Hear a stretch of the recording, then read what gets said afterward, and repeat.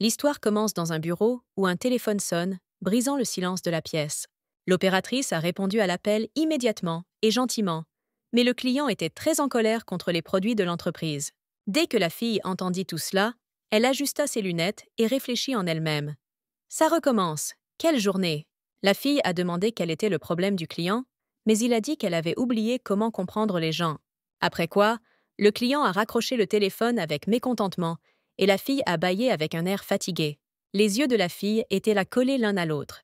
Elle voulait vraiment dormir et se reprochait de ne pas s'être couchée à l'heure, mais de lire un roman. À cause de la fatigue, la fille ferma les yeux et, sans s'en rendre compte, tomba dans un profond sommeil. Après quoi, elle sentit soudain une atmosphère différente et, ouvrant les yeux, elle vit les chambres royales et le roi sur le trône. Le roi était très en colère et demanda d'un ton froid. « Essayez de répondre à nouveau, Lord Eaton. » Puis il commença à sourire et à faire tournoyer le poignard dans sa main, ajoutant « Quelle est ton erreur ?» Le seigneur a dit « Je vous demande pardon, votre majesté. » La fille se tenait dans la foule et ne comprenait pas où elle se trouvait. Les rumeurs circulaient. Le seigneur serait-il capable de trouver la réponse en 3 secondes? Il le doit, sinon il sera pendu comme baron Moonu.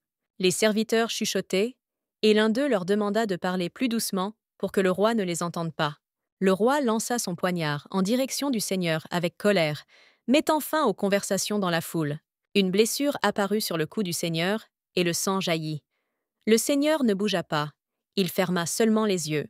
Le roi regarda l'oreiller avec des poignards et fit une déclaration. « Regardez, il ne reste que 3 poignards. Au milieu d'un jeu de paris, j'ai osé bloquer sa majesté, dit le seigneur. » Le seigneur était fièrement prêt à accepter la punition du roi, du sang coulant de la blessure sur son cou. La fille réfléchit. « Pourquoi Lord Eaton a-t-il fait cela? Si vous tenez à votre vie, vous devez rester immobile. » La foule dit que couvrir les frais de boisson avec les salaires des chevaliers mènerait à la ruine, et le roi blessa le seigneur à coups de poignard. Soudain, la fille se surprit à réfléchir et à réfléchir. Une situation familière, après quoi, le roi pointa le poignard vers les serviteurs et dit « Eh bien, voyons voir. Tu les sais. » Regardant droit et froidement dans les yeux de la jeune fille, le roi dit « Naturellement, elle fut très surprise par cette tournure des événements et posa à nouveau la question. « Quoi? Je ?» Carole a continué à parler. De quoi Lord Eaton était-il coupable? En regardant le roi, la fille réfléchit. Un poignard, un pari, de l'alcool, de l'argent et un chevalier nommé Edan. Est-ce là l'intrigue du roman d'hier? La fille n'arrivait pas à croire qu'elle se retrouvait dans le roman qu'elle avait lu la veille. Elle était une employée de centre d'appel, avec de nombreuses années d'expérience, mais ses émotions étaient émoussées par les paroles dures des clients. Elle lisait des histoires romantiques, qui étaient la seule joie de sa vie. Le personnage principal du roman est la princesse d'un petit pays. Elle a été amenée comme concubine du personnage principal, l'empereur. Au point culminant du roman, une rébellion éclate et le palais impérial ne peut résister à l'assaut. Après cela, le personnage principal du roman s'est suicidé juste devant l'héroïne. La princesse ne croyait pas ce qui s'était passé, elle cria non. L'histoire se termine tristement. Le palais est tombé et la princesse est devenue folle. La fille pensait que si elle était dans une nouvelle, alors l'homme en face d'elle était le personnage principal du roman. Cardan Zéon est le dirigeant de l'empire d'Isronia. Ses cheveux sont d'un noir de jais et ses iris sont de couleur sang. Le souverain a un pont de nez ciselé, comme si son menton avait été sculpté par un sculpteur. La nature d'un tyran, embourbé dans les plaisirs et ayant éliminé tous les conseillers. C'est exactement à quoi ressemblait le dirigeant. Le dirigeant est cruel et punit sans pitié tous ceux qui s'opposent à lui. Il est si terrible et en même temps si beau que les femmes ne peuvent pas lui résister.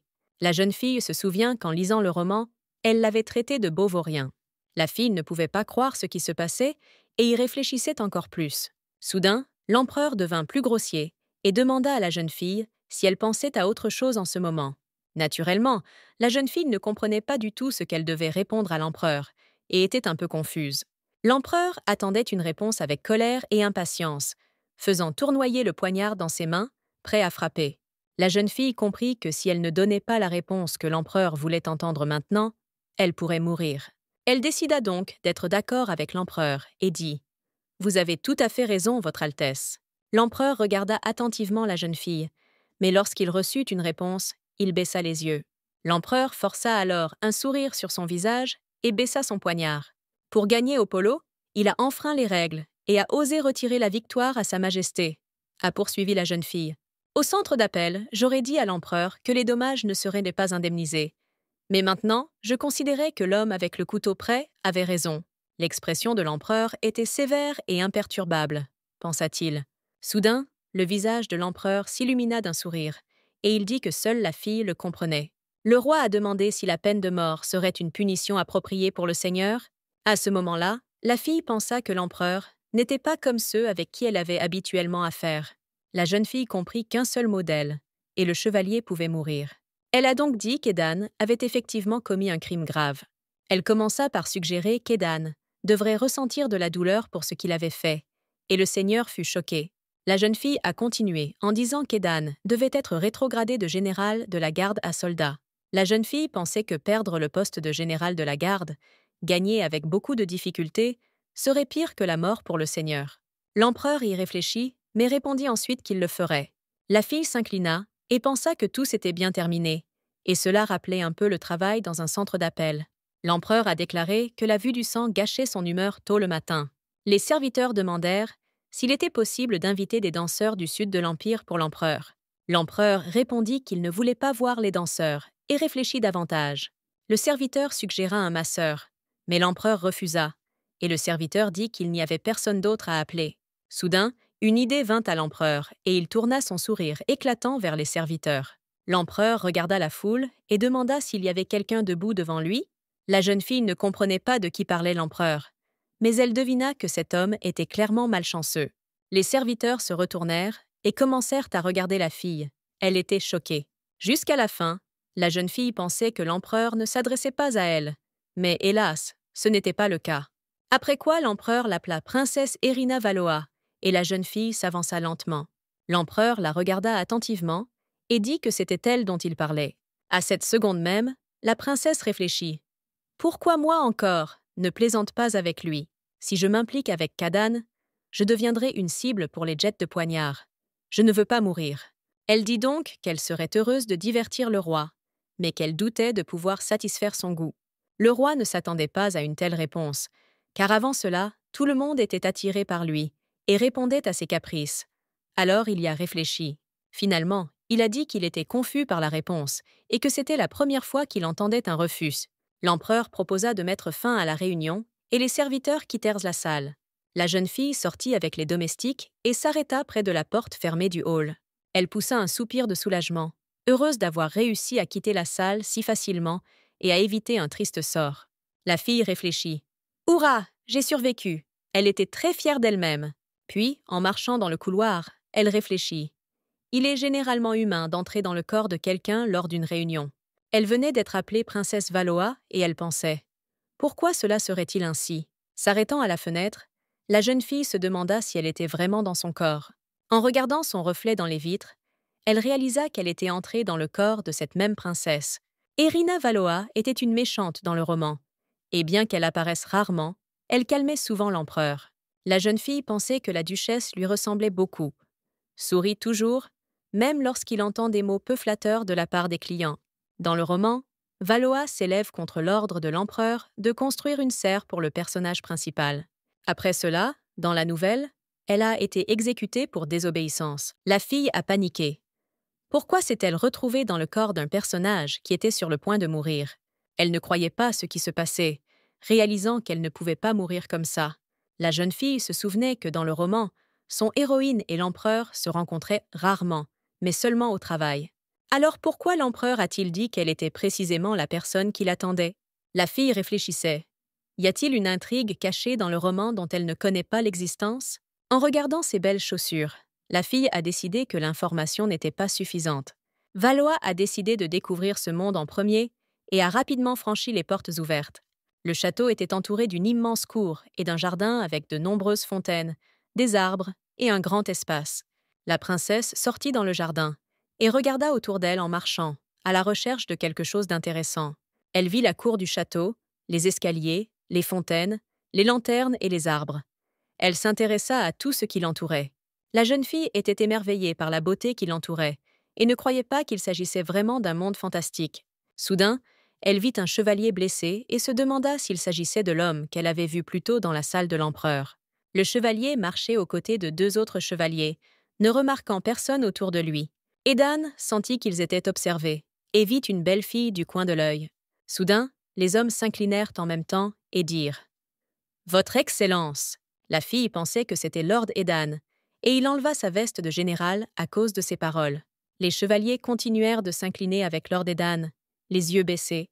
La jeune fille pensait que même si la situation était désespérée, elle se sentait toujours mal à l'aise devant le Seigneur. Soudain, Edan dit « Merci, Votre Altesse ». La fille fut très surprise par ces paroles. Edan a continué en disant que si ce n'était pas pour elle, il serait déjà tombé aux mains de l'empereur et ne lui parlerait pas maintenant. Il mit la main sur son cœur et ajouta qu'il avait une dette impayable envers la princesse. La fille était stupéfaite. Il a été privé du poste pour lequel il avait travaillé toute sa vie, mais il est reconnaissant. Elle se souvenait que le duc était un tyran et qu'il était tué pour la moindre plainte, par exemple pour une boisson au mauvais goût. Les yeux de la jeune fille se remplirent de tristesse à cause des souvenirs du duc. Elle ressentait de l'injustice. Edan était également triste de ce qui s'était passé et resta silencieux, la tête baissée. La fille a dit que s'il avait besoin d'aide, il pouvait la contacter, et Edan a été très surpris. Sa bouche s'ouvrit dans un léger sourire, et une certaine confusion face aux paroles de la princesse. Après avoir réfléchi quelques instants, Edan dit « Merci, princesse ». Après quoi, Edan et les chevaliers continuèrent dans leur route, et la jeune fille resta debout sur place, perdue dans ses pensées. Elle pensa alors qu'Edan n'était pas un personnage qui apparaissait une seule fois et disparaissait.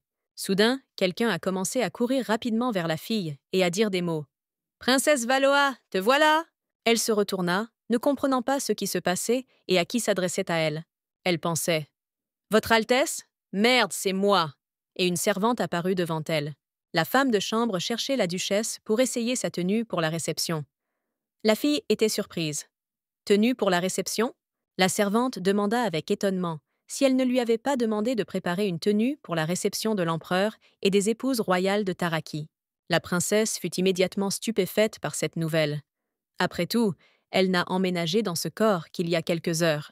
Elle se tenait là, tandis que la femme de chambre la félicitait, disant qu'elle avait récemment été dans un centre d'appel et qu'elle se rendait maintenant à une réception diplomatique. La servante a posé des questions sur les problèmes, auxquels la jeune fille a répondu en riant. « Non, pas de problème. » Après quoi, elle leva les yeux vers le haut et réfléchit en regardant le château. « Je crois que je deviens fou. Ce n'est pas le moment d'explorer le palais. » La comtesse se grondait elle-même. La réception officielle aura lieu d'une minute à l'autre. Valoa a demandé à la femme de chambre.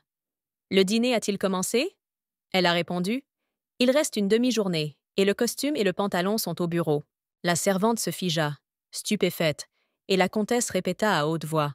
« Encore une demi-journée. »« Bien. Alors, tu ne veux pas me montrer où se trouve mon bureau ?»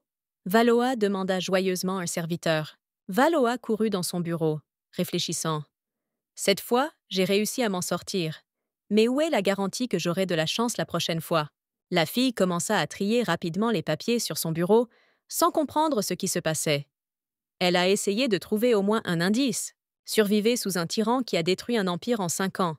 Cela semblait impossible à la jeune fille, mais elle décida de se ressaisir et de s'occuper des affaires de la princesse.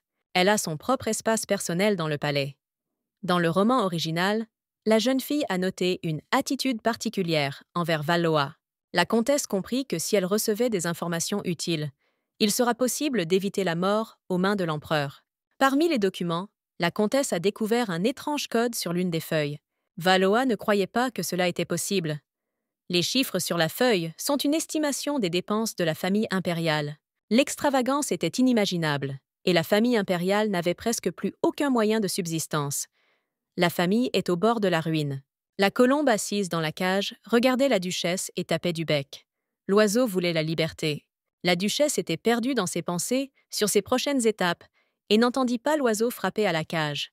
Le même sort l'attend que la princesse Valoa. Si, avec un trésor aussi vide, l'empereur exige la construction d'une autre villa, la jeune fille comprit que dans cette situation, elle mourrait plus vite que la princesse, qui fut exécutée la 1000e année depuis la fondation de l'Empire.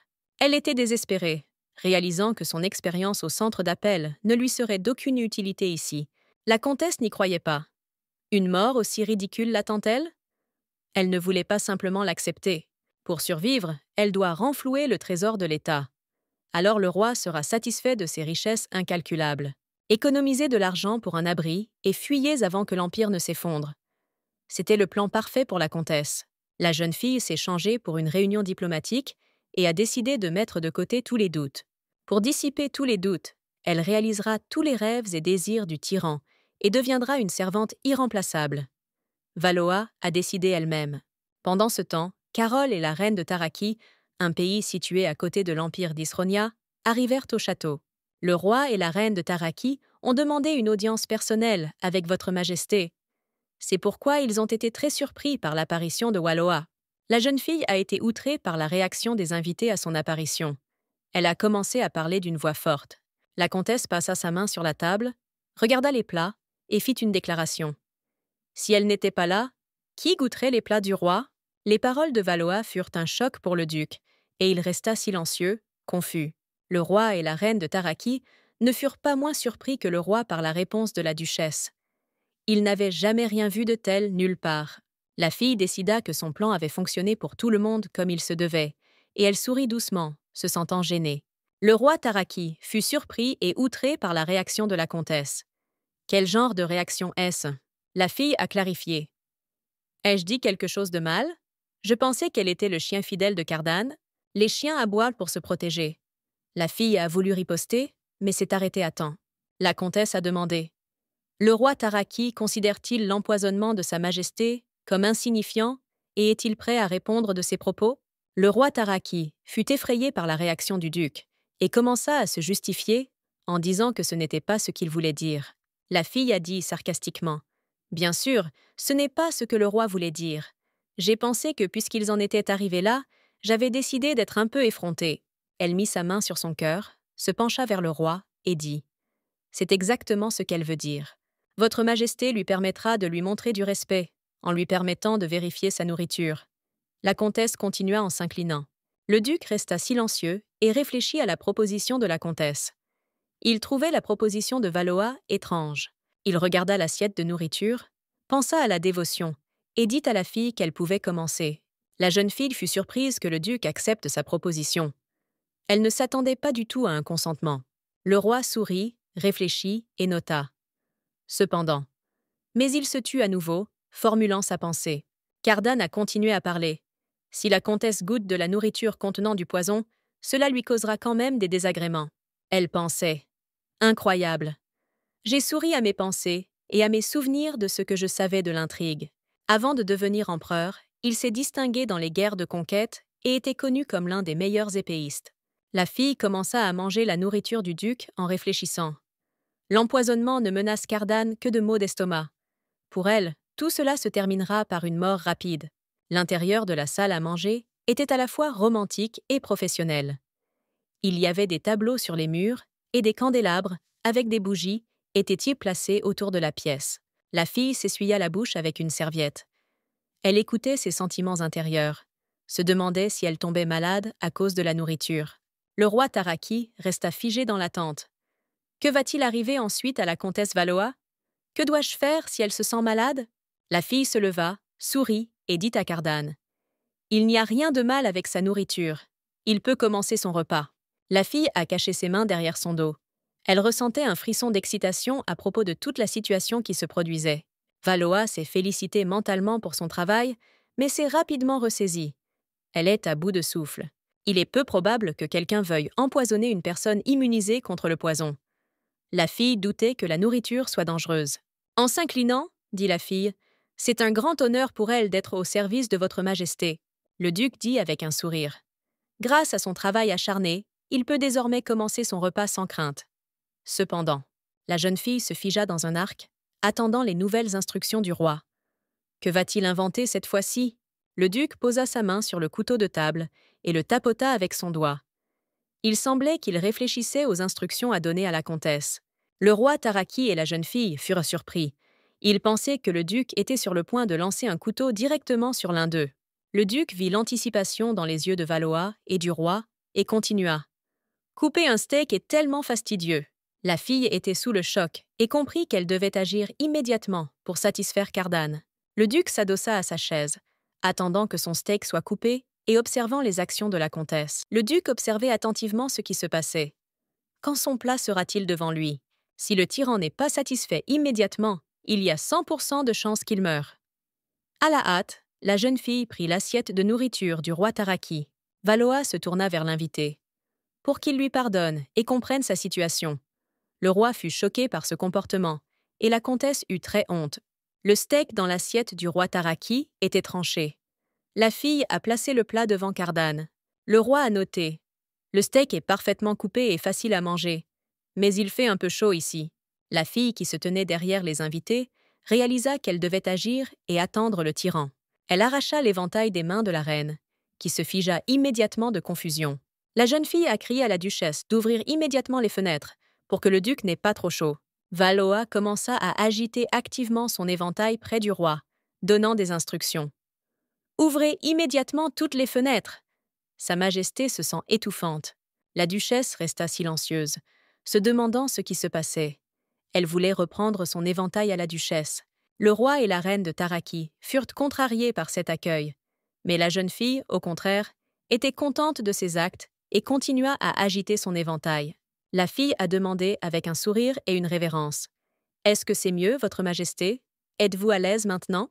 Le roi répondit sévèrement. « Le ventilateur sent un parfum dégoûtant. J'ai à peine réussi à m'empêcher de froncer le nez. » Cardan a ordonné à la fille. « Arrêtez d'agiter votre éventail. » Elle s'arrêta, contente d'elle. Valoa a jeté le ventilateur par la fenêtre. La solution la plus judicieuse est de le jeter. La comtesse se tenait à la fenêtre ouverte et réfléchissait. Nous devons nous débarrasser de tout ce qui énerve le tyran. La reine Taraki était choquée. Le roi lui demanda de s'asseoir. L'éventail appartenait à la défunte mère de la reine. La fille réfléchit. Comment sortir de cette situation? Elle était à la fois heureuse et gênée. Le roi regarda autour de lui avec colère. Son regard transperça le dos de la comtesse et de tous ceux présents. Il dit en regardant la statue qui se tenait dans le coin de la pièce. « Cette statue est trop éblouissante. » La fille s'est précipitée vers la statue, et elle l'a dit avec une confiance totale. « Compris, j'allais la déplacer de chez elle. Elle va le déplacer tout de suite. » Valoa cria à la reine. « Je reviendrai sur votre problème dès que j'aurai rempli mon devoir. » Tout le monde à table s'est tourné vers la fille pour voir comment elle allait s'en sortir. « Ça ne vaut pas la peine, » dit le roi. Il a ajouté. « La statue est une chose à voir. Il s'intègre parfaitement à l'intérieur de la salle. Cependant, le roi a noté. La tête de la statue fait briller mes yeux. » La fille a été choquée par ces paroles. Elle a honte de ses actes. Elle est impuissante à changer quoi que ce soit. Nous avons atteint le point de non-retour. Résolvez le problème sans nuire à la beauté de la figure de l'ange. Avec détermination, elle s'approcha du roi Taraki et toucha sa tête. Elle tira les cheveux du roi et lui retira sa perruque. La reine était horrifiée par ce qui se passait. La comtesse s'est dirigée vers la statue, avec la perruque du roi dans ses mains. Elle avait honte de se retourner pour regarder les invités. En plaçant la perruque sur la statue, Valoa a pu couvrir la tête brillante. La statue avait l'air inhabituel. Le roi Taraki est resté assis, chauve et complètement sous le choc. Il ne s'attendait pas à ce que quelqu'un devine à propos de sa perruque. De façon inattendue, le roi joignit les mains pour applaudir. Il a commencé à applaudir. Cardan a noté. L'ange devint encore plus beau. Comme prévu, la princesse Valoa a un goût raffiné. Le roi se pencha vers la fille et murmura. Mais il existe désormais d'autres endroits qui reflètent que la lumière. J'espérais qu'ils seraient redécorés. Le roi Taraki se tourna vers le roi et la duchesse avec horreur. Il s'est rendu compte qu'ils parlèrent de sa tête chauve. La jeune fille était au bord de la dépression nerveuse. Les décrets du roi la rendaient folle. Pendant ce temps, un magnifique coucher de soleil rose s'étendait sur le château. Une chaude soirée de printemps est arrivée. Le roi Taraki toussa et commença à parler. Comme il l'a déjà signalé dans une lettre, les relations avec les pays voisins sont instables. Le roi l'écouta attentivement, mettant sa nourriture de côté. Mais son apparence disait le contraire. L'invité a continué. En raison de l'aggravation du conflit dans la zone frontalière, des dégâts ont été infligés, bien que mineurs. Le roi Taraki, enveloppant sa tête dans un ruisseau, demanda « Quelle est l'opinion de votre Majesté sur ce qui se passe ?» La jeune fille pensait que les invités subissaient des humiliations pour offrir à Cardan l'opportunité de servir de médiateur dans le conflit. Le roi Taraki dit au roi: « Ne vous précipitez pas pour répondre. Il espérait l'aide de Sa Majesté. » L'invité a continué: « Cette question mérite qu'on s'y arrête.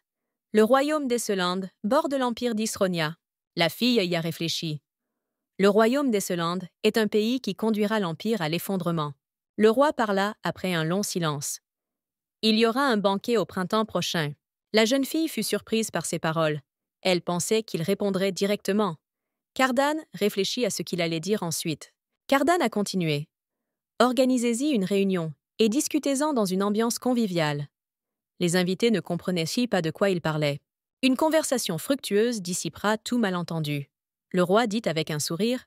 La fille, en le regardant, réfléchissait. Je me suis accrochée à une phrase. Banquet au printemps prochain. Ce qu'il faut faire? Dans le roman, cela s'appelait le grand banquet. Ce n'est pas celui où Cardan rencontre le personnage principal, par hasard. Les réflexions sur l'intrigue du roman ont laissé la comtesse sous le choc. Elle s'est levée de la table. Le roi s'en aperçut et demanda. « Comtesse, quelque chose ne va pas. » Il pensait qu'elle se sentait malade à cause de la nourriture. La jeune fille, posant ses mains sur la table, dit d'un ton décisif. « Non !» Elle ne voulait pas montrer qu'il y avait autre chose qui la dérangeait. En ce qui concerne le banquet, elle a tenu à souligner la prévoyance du roi. Elle travaillera dur pour s'assurer que le monde entier le connaisse. La fille pensa amèrement. À partir du moment où Cardan rencontrera l'héroïne, le compte à rebours jusqu'à mon exécution commencera. Cela devrait durer jusqu'au printemps prochain. La comtesse a décidé de s'excuser auprès du roi et de la reine de Taraki, et après la rencontre, elle les a rejoints dans le couloir du palais. Elle tendit une boîte contenant l'éventail de la reine et la perruque du roi. Elle avait très honte de ses actes. Le roi regarda la fille avec colère. Il ne comprenait pas d'où elle tenait ces choses. « Tiens, prends ça !» Valoa baissa la tête et commença à pleurer. Un sentiment de honte l'envahit. Le roi mit sa perruque et lui et la reine se dirigèrent vers la sortie du château. Ils ont entendu quelque chose derrière eux. Je suis désolée. En raison de circonstances accidentelles, j'ai endommagé un objet si précieux. Elle est vraiment désolée d'avoir dérangé votre majesté. À cause d'elle, Tarak pourrait s'unir à Esseland et déclarer la guerre. Elle doit donc empêcher cela, oubliant sa fierté. La jeune fille, utilisant la phrase de travail, s'adressa au roi et à la reine. « Si vous avez des souhaits particuliers, n'hésitez pas à me le faire savoir. » Le roi et la reine ont réfléchi à la proposition de la comtesse. Ils ne pensaient pas qu'elle ravalerait sa fierté. Les invités ont dit « Si telle est la volonté du roi, ils ont une question. » La fille s'inclina. « Demandez n'importe quoi. » Le roi hésita, mais continua. « Il y a des idées d'expansion de notre industrie de la soie à Tarak. » Vaola rayonnait d'espoir pour le salut de l'Empire et d'elle-même et répondit « Oui, la soie tarakane lui est bien connue.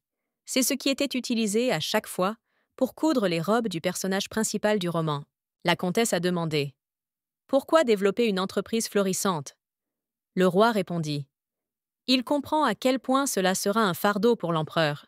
Le matériau n'est pas très connu et n'a pas été testé. » Le roi continua. La jeune fille a été choquée par cette déclaration. L'expansion de la production et le renforcement du commerce rendront Taraku plus fort et gagneront le respect même d'Esland. Il avait prévu de fournir les marchandises au prix coûtant. La fille réfléchit. « C'est brillant !» Valoa cria. « C'est une grosse prise. De cette façon, elle pourra voler le trésor de l'Empire et s'échapper avant son effondrement. » La jeune fille saisit la main du roi et la serra fermement. « Conclure un marché. Ce ne sera pas facile, mais elle fera tout ce qu'elle peut pour notre cher roi. » Les invités la remercièrent et quittèrent le château. Valoa a décidé que même si son nez était coupé et ses yeux fermés, le confort passait avant tout. Si vous connaissez l'intrigue du roman, il est très facile de contrôler les événements dans le château. Le soir tombait sur le château. Un peu plus tard, la jeune fille feuilletait un cahier contenant les affaires de la comtesse dans son bureau. Soudain, quelqu'un entra dans le bureau et, fermant le carnet, le prit des mains de la jeune fille. C'est le roi qui, après avoir déplié le carnet et regardé les notes, dit « Le travail est toujours parfait », pendant que le roi était concentré sur les papiers. La comtesse pensait que, même si elle connaissait le complot, elle ne savait pas quoi faire. Valoa ne comprenait pas pourquoi Cardan était entré dans son bureau et réorganiser les papiers qu'elle avait pliés toute la nuit. Le roi regarda la fille d'un air sournois. Cependant, c'est lui qui a commencé. Après tout, je ne suis pas venu simplement pour feuilleter des papiers. Cardan l'a légèrement frappé à la tête avec les papiers. Valoa était tendu, sentant une sorte de piège. Le roi se retourna brusquement, comme s'il était sur le point de partir, et demanda « Pourquoi a-t-elle sauvé Lord Eaton ?» Cardan a continué. « C'est la comtesse qui lui a donné l'ordre de tuer le seigneur. » Ces paroles ont choqué la jeune fille. Elle ne pouvait pas croire qu'elle pouvait donner un tel ordre. Elle a demandé à nouveau. « Je. » Le roi continua. Le chien qu'elle contrôlait était passé à l'impératrice douairière. Il fallait donc l'éliminer. Pourquoi l'impératrice est-elle apparue si tôt? Elle se montrera dans la deuxième partie, lorsqu'elle transmettra des informations secrètes à Iceland. Cardan parle à l'impératrice. Trouvez une excuse qui résoudra cette situation, mais ne l'aidez plus. Le roi dit. La jeune fille ne pense-t-elle pas qu'il court partout pour satisfaire sa demande? Cardan toucha son visage et dit. Je suis sûr que Valoa prendra la bonne décision, mais elle pensera aussi à lui. Le roi a dit. Plus il observe la comtesse, plus il est convaincu de son dégoût, et le contrat est trop lourd. La jeune fille fut surprise par les paroles de l'empereur. Elle a appris de plus en plus de nouvelles choses. L'intrigue a changé. L'empereur parla d'un contrat qui ne figurait pas dans le roman, et la jeune fille fut perplexe. De quoi parle-t-on? Valoa savait que c'était une information importante et qu'elle pouvait l'aider à mettre en œuvre son plan initial. Mais maintenant, sous le regard méprisant de Cardan, ma tête est vide comme une ardoise vierge. Sa tête pourrait tomber de ses épaules dans une stupeur stupide. Elle décide de s'incliner et de s'excuser auprès du roi. Maintenant, elle va se débarrasser de tout ce qui irrite Cardan. Elle ouvre la fenêtre et se tient sur le rebord de la fenêtre pour sauter. Les pensées de la fille étaient « Il y a aussi de l'herbe douce ici. Je ne mourrai pas de cette chute, je m'en sortirai juste avec des bleus. Cela vaut le risque. » La fille saute en pensant qu'elle va se sacrifier pour plaire au tyran. Soudain, quelqu'un attrape la fille par les vêtements au dernier moment. Cette action choque Valoa. La fille atterrit sur le sol, complètement sous le choc. Elle s'est légèrement débattue après sa chute au sol, mais elle est restée vivante et entière. Le roi répond « Assez avec le contrat d'abord. » Son regard était très sévère et les actions de Valoa ne le surprirent pas, mais l'irritèrent seulement. Cardan allait faire plaisir en disant une dernière chose. « Alors sautez autant que vous le souhaitez. » La fille a décidé de parcourir de vieux papiers. Selon Cardan, la princesse Valoa a conclu une sorte de contrat avec lui. La princesse possédait un tel pouvoir qu'elle pouvait contrôler Edan et garder l'impératrice douairière sous son contrôle. La fille a compris. Si elle est surprise en train de ne pas être une véritable partie au contrat, elle apprend de nouveaux types d'exécution. D'après les documents sur la table, elle en apprend de plus en plus sur la princesse Valoa. Le rapport, dont le nom de code est « Assistance à l'empereur », contenait des informations sur tous les mouvements de l'empereur. Maintenant, la fille comprend pourquoi Cardan la regardait comme ça. Après tout, le véritable tyran n'est pas lui, mais elle. La nuit est tombée sur le château. Il a caché de nombreux secrets sur chaque personnage du roman, comme pour confirmer le pouvoir caché de la princesse. La fille a découvert des objets étranges dans le bureau. Un livre intitulé « Guide de nourriture pour pigeons » fait partie des documents de travail. Dans un tiroir d'une table à double fond, la jeune fille a trouvé un portrait et un livre sur les herbes vénéneuses. À en juger par le fait que le portrait et le livre étaient cachés, cela semble avoir quelque chose à voir avec le contrat. Valoa réfléchit. La fille regarda le portrait qu'elle avait trouvé et la fille sur la photo lui semblait très familière. Pourquoi la fille sur le portrait semble-t-elle lui en vouloir? Avec ses pensées, Valoa jeta le portrait par terre. La jeune fille s'est reproché son accès de colère. Qui pourrait même avoir de telles pensées? La femme de chambre entra dans le bureau et dit « Je vous demande pardon, princesse. Votre dîner. » La servante a mis la table pour une personne et a dit « Bon appétit. » Exactement. La table dressée semblait assez familière à la jeune fille. Elle l'avait vue quelque part récemment. La comtesse a attrapé le livre. Le tableau est exactement le même que celui décrit dans le livre sur l'alimentation des pigeons. Il y avait un plat principal, une entrée et un dessert sur la table. Tout avait l'air très savoureux et appétissant. La fille réfléchissait à ce qui se passait. Elle sentait que quelque chose n'allait pas ici. Pourquoi tout ça? La fille regarda les cages avec les pigeons et réfléchit. C'est l'heure du dîner après tout. Essayez peut-être de les nourrir. La comtesse décide de nourrir les pigeons, comme décrit dans le livre. Elle tendit une feuille de laitue au pigeon qui commença à la manger. 3 pigeons sur 4 reçoivent dans des entrées, un plat principal et un dessert. Le 4e meurt de faim. La fille s'est excusée auprès des 4 et a promis de les nourrir la prochaine fois. Valoa y a réfléchi. Nous devons tous travailler pour gagner notre pain. Soudain, la fille vit un pigeon numéro 1 sur le sol, du sang coulant de son bec. L'oiseau était en train de mourir. La fille a ramassé l'oiseau. L'unité a immédiatement commencé à cracher du sang et est tombée. Valoa ne pouvait pas croire ce qui se passait. L'oiseau est mort dans les bras de la fille. Elle perdait de la force à chaque minute. La raison pour laquelle la princesse Valoa a divisé la nourriture entre les pigeons était de détecter le poison. De plus, il crache du sang et sent la douce odeur de laitue. Tout est exactement comme décrit dans le livre sur les plantes vénéneuses. Mais même si le livre décrit tout en détail, il n'y a pas de nom du poison lui-même, pas un mot sur l'antidote. Même s'il existait un antidote, la seule façon de combattre le poison serait de l'ajouter à la nourriture pour développer une résistance. La princesse a essayé d'augmenter sa résistance au poison, même si elle a trouvé un moyen. Une petite colombe ne peut pas faire ça. La jeune fille réalisa avec horreur qu'elle ne pouvait rien faire pour aider celui-là. La princesse a choisi une méthode trop cruelle pour détecter le poison. Elle s'est approchée des cages avec des pigeons. « Je suis désolée. » Valoa a dit avec regret. Il y avait un oiseau mort dans ses mains, et la fille promit de l'enterrer dans un endroit ensoleillé. La fille regarda les plats sur la table et décida qu'elle ne pouvait plus laisser les oiseaux mourir. La fille regarda la salade et comprit. Il ne reste plus qu'à utiliser la méthode d'Erina, et elle n'a pas le choix. Qui veut l'empoisonner? L'empereur qui déteste ou l'impératrice douairière? La fille a décidé de commencer avec Edan, le considérant comme un adversaire faible, et s'est rendue à son bureau. L'expression sur son visage était comme si le seigneur ne comprenait pas pourquoi elle était là. La princesse s'attendait à une réaction différente. Le seigneur a dit qu'il s'habituait à sa position. C'est mieux que la guillotine. La comtesse pensait qu'il faisait semblant. Edan remercia la duchesse de l'avoir sauvée et s'inclina. Il ne comprenait sincèrement pas pourquoi elle était venue vers lui. La jeune fille se détourna calmement du seigneur et réalisa qu'il ne savait rien. Le chien marionnette pourrait passer du côté de l'impératrice douairière. Alors nous devrons nous débarrasser de lui. Valoa a remis le panier à Edan avec les mots. « Vous n'êtes pas encore remis de vos blessures. Vous devez prendre soin de votre santé. » Le seigneur ne comprenait pas de quoi parlait la comtesse. Elle sortit la salade du panier qu'elle avait précédemment donnée aux pigeons.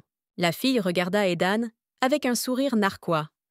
Un plan astucieux pour tester le seigneur se préparait dans sa tête. Elle tendit l'assiette au seigneur. Après que la servante ait découvert son travail pour la princesse, il a pensé qu'elle se débarrasserait de lui. Elle l'a sauvé du roi et est très préoccupée par sa santé. Le seigneur remercia la princesse et ne répéterait plus une telle erreur. La fille réfléchit. Pourquoi la duchesse a-t-elle essayé de tuer son subordonné de cette manière? Edan décide d'essayer la salade que la duchesse a apportée. Valoa est choqué par la naïveté du seigneur. Il l'essaiera avec plaisir. La duchesse est choquée de voir que le poison n'agit pas sur le seigneur. La fille regarda Edan avec colère et décida de lui prendre l'assiette. Elle se précipita vers lui, essayant de lui faire tomber l'assiette des mains. Comment peut-il le manger si facilement? Elle vient de le cueillir dans le jardin à proximité. « Seigneur, est-ce que tu vas bien ?» Le seigneur a dit. « Désolé, il était si content qu'il s'est dépêché de manger la salade. » Edan a dit avec un sourire. « Il se sent mieux maintenant. L'essentiel est de ne pas oublier de bien mâcher. S'il avait essayé de l'empoisonner, il n'aurait pas été aussi imprudent en goûtant la nourriture qu'elle lui avait apportée. » La jeune fille décida que Lord Eaton était innocent. Elle quitta le bureau et sortit dans le couloir, perdue dans ses pensées. Qui dois-je vérifier ensuite? Je viens de perdre mon temps. Si ce n'était pas Eaton, alors qui voudrait la tuer? Elle réfléchissait. La fille commença à penser que Cardan avait peut-être planifié cela. Mais pourquoi devrait-il prendre un tel risque? Valoa est choquée par sa suggestion. Elle n'arrive pas à croire que le Cardan soit capable de ça. À ce moment-là, un corbeau observe la fille. Elle se dirige pensivement vers son bureau, décidant de ne pas tirer de conclusions hâtives. Il est vrai qu'il existe une relation difficile entre Valoa et l'empereur. Mais il existe de nombreux autres opposants politiques. La comtesse commence à avoir des vertiges.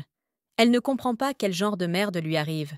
Elle pensait Vous ne devriez pas avoir peur de manger un peu plus, mais vous devez tenir compte de votre immunité au poison et calculer votre force. On ne peut pas la laisser tomber en plein milieu du couloir. Mais elle se sent toujours malade et étourdie. Cardan apparaît devant Valoa. Il n'y a pas de choix. Il dit. Mais la fille n'entend pas ses paroles. Valoa perd connaissance et tombe dans les bras de Cardan. Le roi l'attrape. Il ne comprend pas pourquoi la comtesse est malade. La jeune fille reprend ses esprits un instant et, voyant le roi, réfléchit. Pourquoi est-il ici? Cardan tient un poignard dans ses mains et regarde attentivement la fille. Il est silencieux et ne dit rien. Elle pense que si Cardan veut la tuer, c'est le moment. Mais il la soutient par la taille pour que Valoa ne tombe pas. Il n'y a personne près d'eux, ils sont complètement seuls. C'est maintenant le moment idéal pour que le roi mette son plan à exécution. La fille se souvient qu'elle a vu un corbeau, et c'est un signe de présage de mort. Le roi prit la jeune fille dans ses bras. Elle peut marcher toute seule. Que fait-il? Pourquoi l'a-t-il soulevée? Cardan demande de se comporter plus calmement et de ne pas tressailler. La fille réfléchit. Un seul geste, et ce sera la fin d'elle. Le roi porte la fille dans ses bras. Ses forces la quittent, et la fille s'endort dans ses bras. Valoa s'est réveillée dans son bureau. Sa tête lui faisait terriblement mal. Le roi l'a remarqué. Elle reprit rapidement ses esprits. La fille a remarqué qu'elle était dans son bureau. Elle voulait s'opposer au roi, mais n'a pas terminé. Le roi comprit ce que la comtesse voulait dire, et répondit à l'avance. C'est-à-dire qu'elle veut dire qu'elle n'aurait pas dû être accompagnée. Cette confiance, parce qu'elle n'est même pas encore complètement réveillée. Le roi commença à manger la salade. Cardan a apprécié la salade. Il était évident qu'il aimait ce plat. La fille regardait ce qui se passait sous le choc. Après tout, il y avait du poison dans la salade. Pourquoi ça ne marche pas sur lui? Quel psychopathe? Pourquoi manger ça? Manger autant serait dangereux même pour le meilleur épéiste. Soudain, le roi se leva et lança sa fourchette vers Valoa. Goût bon marché. Cardan s'est approché de la fille et a dit « Bon, maintenant, arrête de faire semblant. » Elle ne comprenait pas ce qui se passait. Que signifie son regard? Pourquoi me regarde-t-il avec autant de colère? Cardan sait quelque chose ou soupçonne la comtesse. Connaît-il vraiment la méthode de la princesse Valoa pour développer une immunité au poison?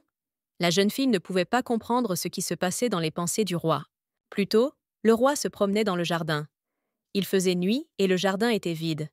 Il cherchait une occasion de profiter du silence. Soudain, un corbeau s'est envolé vers Cardan et s'est posé sur son épaule. Cela n'a pas surpris le roi. Il attendait l'oiseau. Il a demandé à l'oiseau. « Vous surveillez de près Walloa ?» L'oiseau a croassé en réponse. Le roi vit que l'oiseau avait quelque chose dans son bec qui ressemblait à une lettre. Il lui a dit de la jeter, et l'oiseau a jeté la lettre par terre. « Qu'est-ce que c'est ?» Le roi ouvrit la lettre avec intérêt et lut lentement le contenu. L'impératrice douairière a invité la princesse dans son palais. La lettre s'est avérée être une invitation. La princesse douairière était traîtresse, et le roi ordonna au corbeau de la suivre.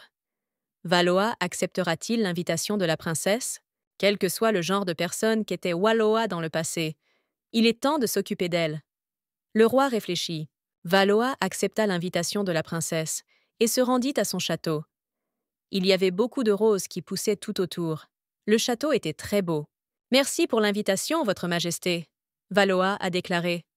Elle a revêtu sa plus belle tenue pour la visite honorifique. « Bienvenue, princesse ». La princesse répondit, assise sur le trône dans sa salle d'audience. Elle est si heureuse que la comtesse soit venue. Valoa n'était pas allée dans son palais depuis si longtemps. La princesse est heureuse de la voir. Cette femme est l'impératrice douairière de Kisronia, Amelia Eslin. La fille se souvenait de l'intrigue du roman. N'étant pas la mère biologique de Cardan, l'impératrice n'était pas un personnage clé dans l'original. Valoa a décidé de dénoncer la princesse Amelia, malgré son innocuité. Elle décide d'élaborer un plan. Amelia se leva pour saluer Valoa correctement. La fille ne comprenait pas ce que la princesse voulait faire. Tous les doigts, sauf le pouce, pointent vers le haut. Le geste de bienvenue d'Esseland. Ce geste est mentionné à plusieurs reprises dans le roman. L'héroïne, qui tendit la main à la manière d'Ezelan, fut immédiatement embrassée. En voyant soudain ce geste en personne, Valoa prit pleinement conscience qu'elle avait pris le contrôle du corps de quelqu'un d'autre. La princesse a dit qu'elle avait fait du thé. La fille se demandait si elle essaierait de l'envoyer. Arôme délicieux. La princesse a demandé à la comtesse. Est-elle vraiment si occupée qu'elle vient si rarement nous rendre visite? Amelia s'est excusée pour son manque de tact. Elle était contrariée par les refus de Valois en raison de son emploi du temps chargé. Les archives indiquent que la princesse envoyait effectivement régulièrement des invitations à la princesse. Un serviteur s'approcha de la princesse et lui donna un ordre à l'oreille. La fille pensait que la femme avait l'air suspecte. Valois décide de vérifier les serviteurs de la princesse. Veut-elle vraiment se rapprocher de la veuve ou fait-elle juste semblant? La comtesse a dit « C'est une mauvaise habitude de venir les mains vides. J'ai un cadeau pour toi. » Irina a dit à Amelia de ne pas refuser. C'était du thé fait à partir de fleurs de méreza. La princesse a noté « Méreza est une fleur spéciale. Ne serait-il pas préférable d'utiliser des herbes aromatiques pour le thé? Les fleurs au parfum fort sont bonnes. » La comtesse a noté « Mais il préfère les notes de méreza. Contrairement aux racines, les fleurs ne sont pas toxiques et peuvent être consommées sans crainte. » La comtesse remarqua que la servante l'aidait avec diligence à préparer le thé. Les domestiques se comportaient étrangement. Il était évident que la fille était inquiète, craignant de faire quelque chose de mal. Valois l'a remarqué. La princesse a noté que la servante était fiable et que la comtesse serait satisfaite de ses compétences. La fille s'inclina timidement. Valois soupçonnait la servante d'empoisonnement, mais décida de ne pas l'interroger, craignant une fuite d'informations. « Dépêchez-vous et remplissez la coupe de l'impératrice douairière. » La comtesse dit à la servante. La fille a pris la théière, mais l'a immédiatement renversée sur la table. Tout le thé a éclaboussé dans toutes les directions. La fille s'inclina et commença à s'excuser. La comtesse n'était pas outrée par la propreté des domestiques. Cela la rendait méfiante. La princesse était inquiète. « Est-ce que tout va bien à Valois? Le thé chaud l'a-t-il brûlé ?» La comtesse la rassura. Le thé avait déjà refroidi. Elle en était couverte, mais pas blessée. Elle était sur le point de partir se changer pour la réunion à venir. La servante en chef derrière la princesse regarda avec colère sa subordonnée qui avait renversé le thé. La fille s'inclina à nouveau, en guise d'excuse. Elle a renversé le thé complètement par accident. Tout le monde regardait Valois et elle pouvait sentir leur regard dans son dos. Bien sûr, il la blâme pour tout. La comtesse réfléchissait. Elle est sûre que la princesse a soudoyé la servante pour lui faire avaler son poison. Pourquoi la princesse a-t-elle besoin de ça? La fille réfléchit. Quelqu'un l'a appelée et elle s'est retournée.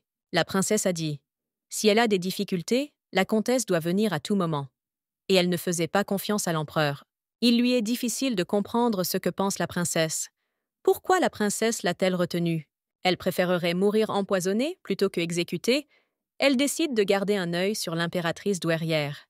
La nuit suivante, Valois observait les serviteurs de Cardan et d'Amelia derrière les buissons du jardin.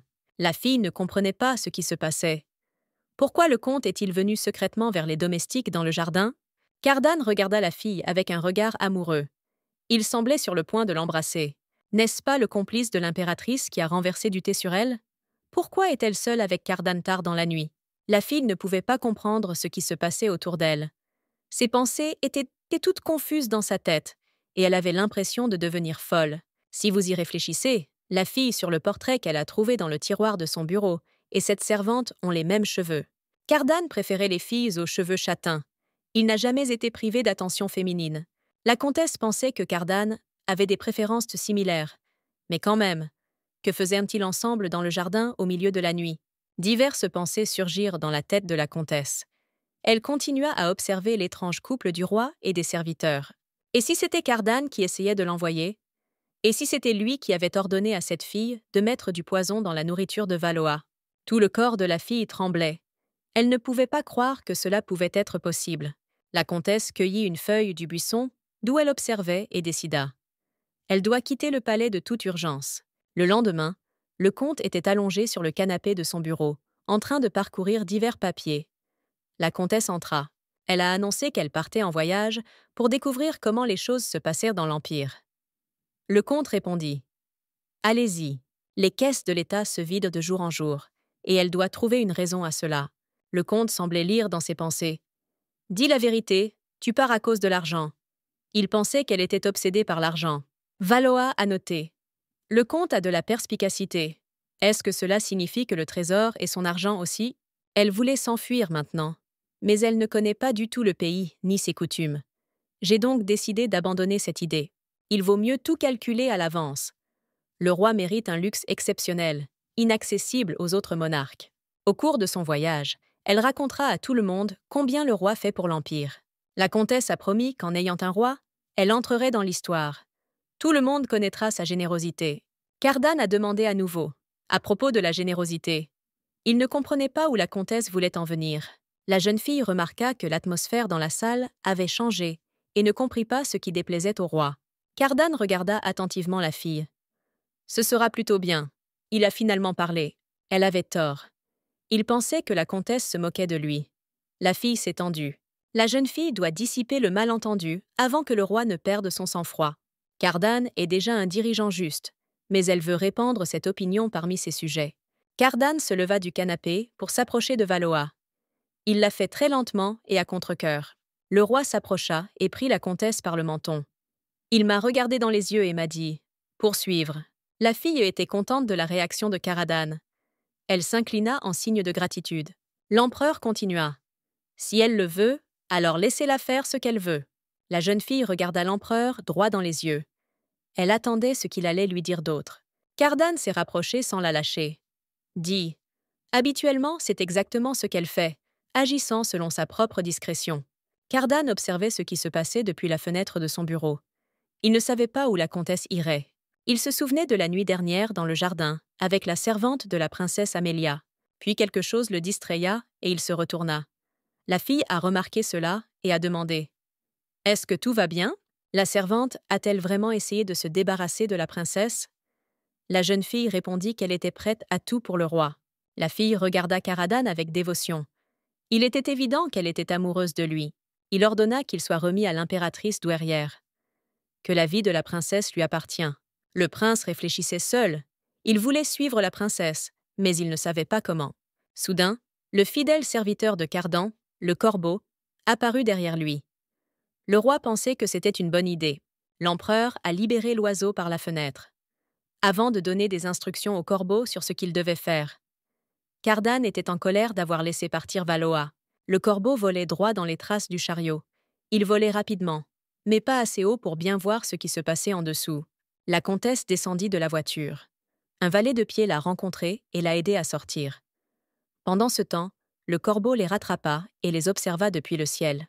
Valoa est arrivée au paradis. Une immense ferme avec un jardin et un moulin s'ouvrait devant elle. Le serviteur qui gérait le jardin a raconté l'histoire. Les baies de sureau poussent ici et les groseilles à maquereaux poussent dans ce champ. La comtesse a remarqué qu'il y avait beaucoup de baies. Le nom du garçon était Boron Cagné. Il gérait les terres. La princesse a déclaré qu'elle n'avait aucune plainte à formuler, mais qu'elle exprimait seulement son admiration. D'après la réaction de Hani, il n'est pas difficile d'imaginer à quoi ressemblait la princesse. La main droite maléfique du tyran. La princesse jouait avec le lapin. Valoa a décidé de tout changer. Elle a noté que Hani avait fait preuve d'un grand esprit d'entreprise pour avoir pu développer des terres aussi arides. Le baron répondit « Il a simplement eu de la chance. » La princesse a dit « Il peut être fier de lui. Il a réussi à faire pousser une riche récolte. » Cagné fut choqué par le caractère bavard et la gentillesse de la princesse. Elle se comporte généralement différemment. Le baron continua « Ils veulent planter des myrtilles cette année. Cela donne une confiture très savoureuse. Serait-ce vraiment la même myrtille que celle du roman ?» La fille réalisa avec surprise. Le discours du baron a retenu son attention. Dans le roman, il n'y avait que quelques scènes où le personnage principal mangeait. Dans l'une des scènes, le roi se met en colère. Les yeux du roi brûlèrent de haine. Est-il possible qu'en raison d'une mauvaise récolte, la femme de l'empereur ne puisse pas goûter de myrtille? Valoa fut horrifié par le souvenir de la façon dont, plus tard dans le roman, le baron fut exécuté à cause de l'échec de la récolte de myrtilles. Cagné a suggéré à la comtesse d'emporter quelques fraises plates avec elle pendant le voyage. Il était si naïf. C'est juste un garçon, avec seulement des baies en tête. La fille décide de faire équipe avec le baron. La comtesse a élaboré un plan pour sauver le baron Anille. Lorsqu'il va chercher des plans, qu'il ne se précipite pas pour revenir. Le baron a demandé « Pourquoi ?» La fille réfléchissait, mais ne parlait pas. « Vous serez exécuté l'année prochaine. » Valoa a déclaré qu'elle prévoyait également de participer au voyage l'année prochaine et a invité Boron à l'accompagner. Pendant ce temps, le corbeau observait ce qui se passait. Il était très discret, personne ne le voyait. Il s'envola rapidement et vola vers le château pour raconter au roi la nouvelle qu'il avait entendue. Le corbeau entra et frappa avec son bec à la fenêtre de la chambre, où se trouvait Cardan. Il entendit frapper et ouvrit la fenêtre. L'oiseau s'est rapidement envolé vers la fenêtre ouverte et a atterri sur la table. Cardan attendait la nouvelle avec impatience. Le corbeau annonça la nouvelle au roi. Cela signifie que des conversations similaires ont lieu entre le baron et la princesse. Cardan a tout résumé. Il envoya un corbeau chercher des informations, mais celui-ci ne rapporta que des ragots, et il lui semblait étrange de discuter de voyage à un tel moment. Se pourrait-il que la comtesse parte en voyage avec son amant? Cardan se leva et se dirigea vers la fenêtre, enfilant sa robe. Même si elle décide de partir, l'accord doit être respecté. Cardan décide de la suivre lui-même. Le matin est arrivé au paradis. Le soleil brillait fort et le temps était agréable. Cagné vit la princesse dans la cour donner des instructions à un serviteur. Le baron a demandé « Comment a-t-elle dormi ?» La fille a menti avec un sourire. Elle est très reconnaissante au baron pour son souci envers sa personne. En fait, elle a passé toute la nuit à vérifier les livres de contes du paradis et n'a pas fermé les yeux. Lord Eaton, qui accompagnait la princesse, dormait probablement aussi mal, mais semblait comme si rien ne s'était passé. Comment a-t-il pu secrètement suivre l'ordre de voler les documents sans même dire un mot? Valois s'occupa du seigneur et remarqua que même pour un baron, cela ne serait pas facile. Le seigneur sentit le regard de la comtesse sur lui et décida de se rapprocher d'elle. Il s'est retourné avec un sourire. La fille a été prise au dépourvu. Elle ne s'attendait pas à ce qu'Eaton s'approche d'elle. La confusion l'envahit. Ce qu'il fait lui fait mal au cœur. Elle ne comprenait pas pourquoi elle avait une telle réaction envers le seigneur. La fille sentit une odeur étrange dans l'air. C'était très désagréable. La fille a réalisé que c'était l'odeur de la rivière. Le baron s'est excusé, affirmant qu'ils avaient eu des problèmes avec la qualité de l'eau ces derniers temps. La rivière était noire. Qu'est-il arrivé à la rivière? Plus en amont, les eaux usées continuent de s'écouler dans le domaine du marquis de Sherrington. Le baron continua en disant que tout allait bien, même si les arbres fruitiers près de la rivière étaient blancs de fanés.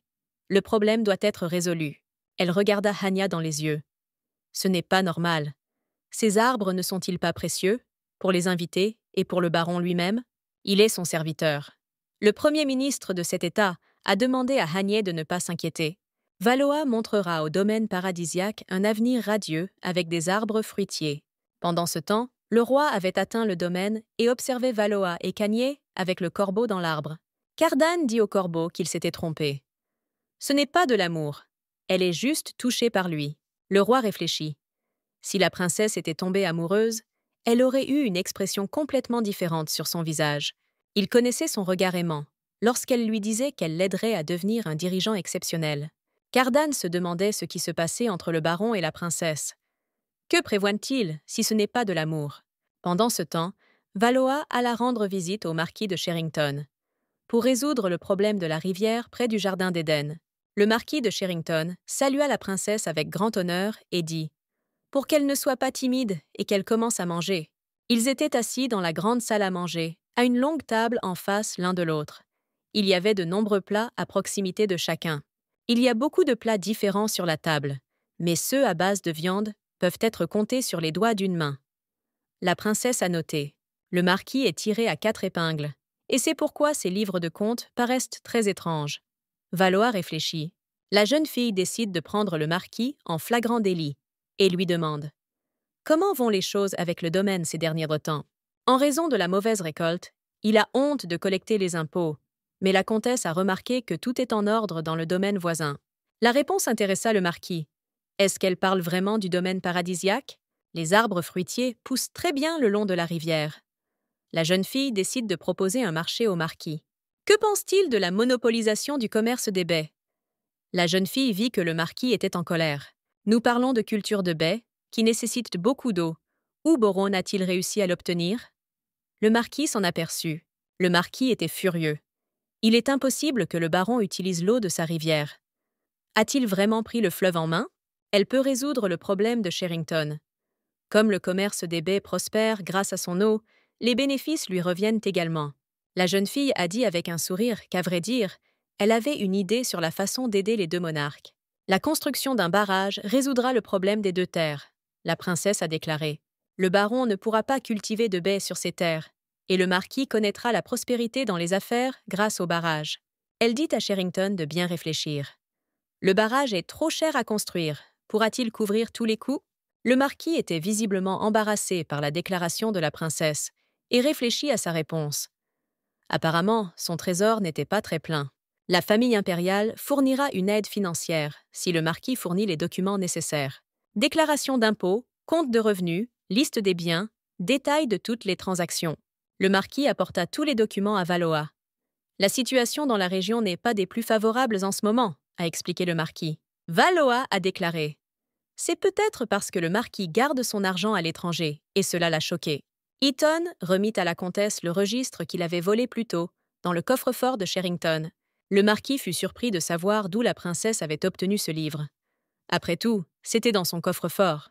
D'énormes investissements étrangers, des opérations de jeux d'argent illégales, des bénéfices transférés vers l'Islande. Qu'arrivera-t-il au marquis lorsque le roi découvrira tout cela? Sherrington commença à s'incliner, implorant la pitié. Cela couvrira tous les coûts de construction, mais il n'aura à payer que la moitié des arriérés d'impôts. En échange, la comtesse veut que le marquis lui remette tous les fonds transférés à Aisland. Alors, elle ira jusqu'au bout. Sur ces mots, la princesse partit en calèche et partit pour un voyage plus loin. Assise dans la voiture, la jeune fille pensait qu'elle renflouait le trésor de l'État et collectait de l'argent pour sa propre évasion. Elle espérait que tout se passerait bien à partir de maintenant. Il n'y avait aucun signe de problème. Soudain, la voiture a dérapé violemment et la jeune fille a commencé à trembler dans toute la voiture dans différentes directions. Elle ne comprenait pas ce qui se passait. La voiture s'arrêta et le serviteur dit « La route plus loin est accidentée et il sera difficile de conduire une calèche. » La comtesse a demandé « Il existe encore des options pour voyager. » Le serviteur dit « Je t'ai apporté un cheval. J'en ai choisi un obéissant. J'espère qu'il vous plaira. » Le serviteur continua.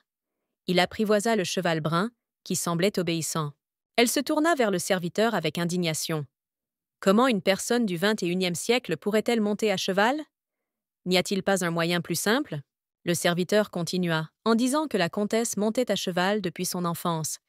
Il ne l'avait pas vue en selle depuis longtemps. La comtesse réfléchit. Bon sang. Malgré tout, la fille sauta habilement sur la selle du cheval.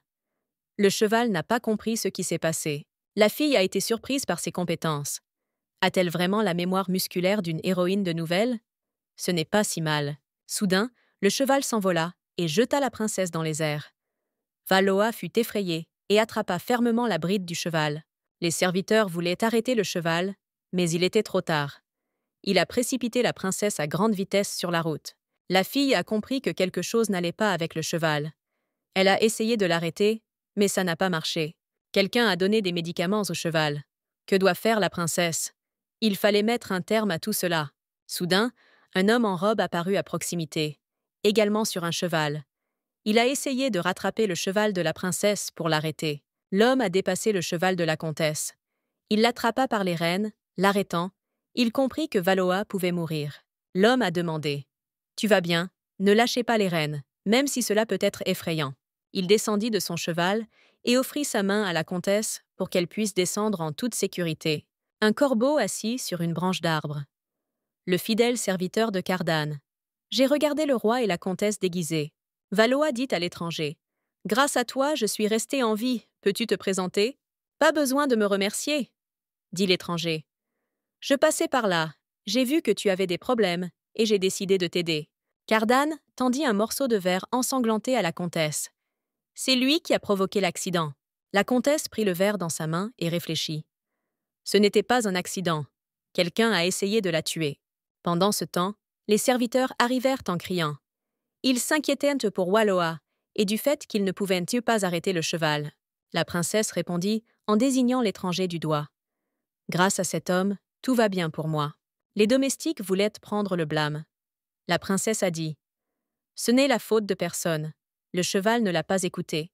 La fille a montré un éclat de verre ensanglanté à Cardane. Il était choqué. Cardane ôta sa veste et la jeta sur les épaules de Valois. Il a suggéré d'installer un camp. Après réflexion, la fille a accepté. Aujourd'hui, tout le monde a besoin de se reposer. En examinant le fragment dans la tente, la comtesse remarqua. Il est coupé pour s'adapter à la selle. Quelqu'un de son entourage proche veut la tuer. qui agit selon son emploi du temps. Mais qui?